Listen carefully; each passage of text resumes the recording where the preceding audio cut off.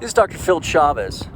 Right now I'm at Riverside National Cemetery, and I'm standing among many great heroes who served the United States of America. And that includes my Uncle Pete, Peter Chavez, who's buried right here, right next to me, with my Aunt Louise. Uncle Pete was the oldest brother in a family of 10 children. My father was born last in that family. He was special to me not only as my confirmation sponsor, but also he shared many of his hardships and experiences in World War II when I was ready to hear them. After high school graduation in 1941, he enlisted in the U.S. Army and served in the 91st Infantry Division. His combat experience was mainly in Italy, where he was awarded the Bronze Star and the Purple Heart. During the war, he became close with an Italian family, sharing his food rations with them. Returning to visit Italy in 1980, he was reunited with them. Now, Uncle Pete spent a long time in the field, and he saw combat on several occasions. After proving his valor, his superior officers commissioned him as a sergeant and put him in charge of a platoon. Uncommon for a Hispanic at that time.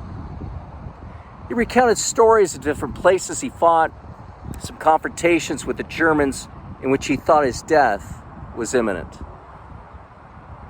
I remember clearly the time he told me that the Germans were harsh to American prisoners, often without mercy. And when the Germans were trapped or cornered by the Americans, they would plead for their lives, crying like babies. Uncle Pete suffered much trauma, and that was apparent in his eyes. But thanks be to God, he returned home, married my Aunt Louise, and raised a family in Southern California. He found his way as a tooling machinist and then as a design engineer for ITT Cannon Electric. There's an interesting story about Uncle Pete when he was only 6 years of age. One night when he was ill, he received a miraculous appearance of the boy Christ in the Spanish figure of the Santo Niño de Atocha, the Holy Boy of Atocha.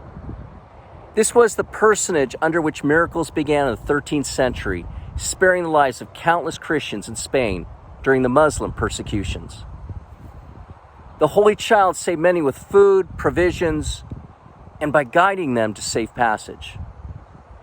This image became venerated widely later in Mexico after appearing to rescue miners following an explosion in the town of Plateros in the mid-16th century.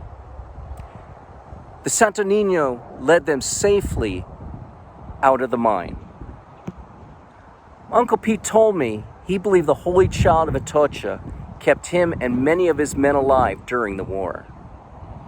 This he owed especially to his mother's devotion.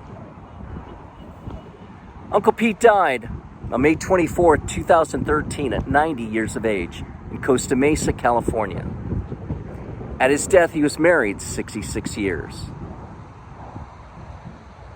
His birthday is today, September 9th, 1922.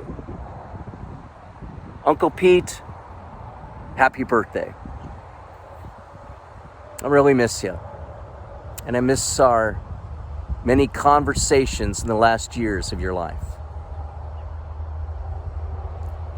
Uncle Pete, Aunt Louise, and all the great heroes buried in this cemetery, may you all rest in peace.